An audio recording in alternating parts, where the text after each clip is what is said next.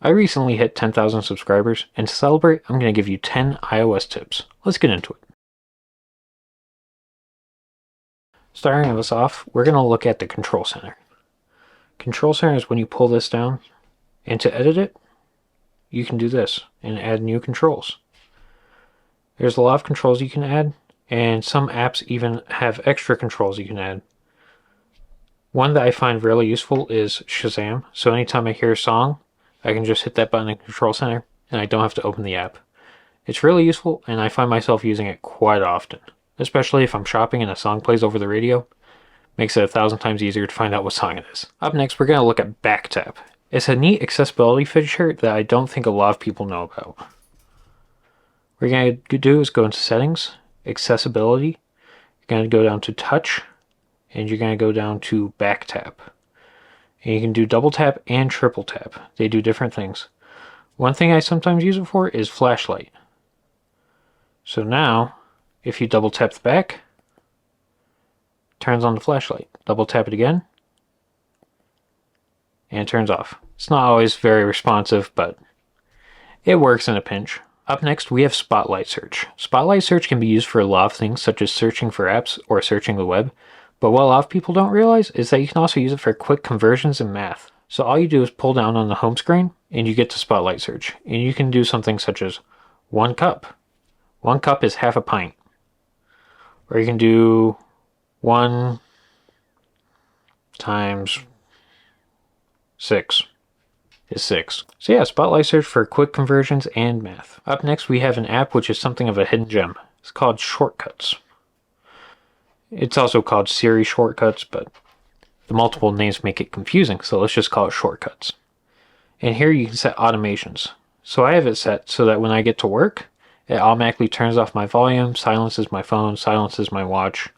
It makes it so that I only receive text and call notifications from certain people, so that I'm not getting scam calls in the middle of work and my boss wonders why my phone is going off. Ask me how that came up. Next up, we have something super useful in the Photos app. It's a hidden Photos album. To use this is pretty straightforward. Select the photo you want to hide, such as this one for example. Hit the 3 dots in the corner. Hit Hide. Hide Photo. And now it goes into a hidden album. And on newer iOS versions, you can even use Face ID to lock it so that only you have access to it. Super useful. Up next, we have text replacement, something I find really useful for my email address, which might sound ridiculous, but if you have to put in your email address a lot, or you have a long email address, this will be very helpful. So come down here to Settings, you're going to go over to General, scroll all the way down to Keyboard, go to Text Replacement, and you can make a new one here, call it Email Shortcut.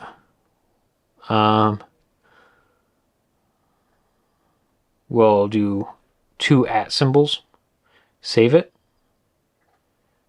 And now anytime you type 2 @ symbols, it will go ahead and replace it with your email. Of course, replace email with your actual email. Up next, we have Safari's privacy report. It can be useful to see what's going on in your Safari browsing. So you just come here to privacy report and you can click it and see what sites have been tracking you and how they've been tracking you, which is something that can be pretty useful. Next up, we have focus modes. Now this also ties into my Shortcuts app because there's a work focus and makes it really easy to just be able to change your notifications, how you get notifications, sounds. You can change your home screen, your watch face, what apps work, what apps don't work. If you're someone that finds yourself browsing Reddit while you're at work, you can set a work focus so that Reddit isn't available as an app. And that can be useful for breaking some nasty habits or doing a tech detox. Up next, we have low data mode for cellular. If you're on cellular and you notice that your phone's using more battery than normal, and you also have a newer iPhone, enabling this will help save battery.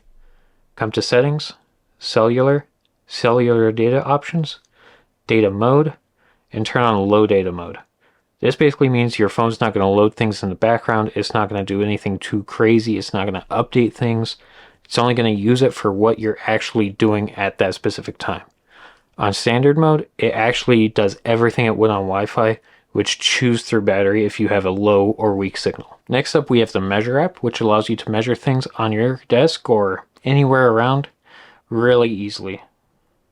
So just open the Measure app, and it goes ahead and opens up, and you're just gonna go ahead and you can put down points and measure like that, and it uses AR to make sure it stays perfectly where it's supposed to be, or it can detect objects and go ahead and give you all the dimensions for that, which is really useful if you're trying to find a specific size of certain things. If you found this video useful, let me know in the comments. Tell me which tip was your favorite.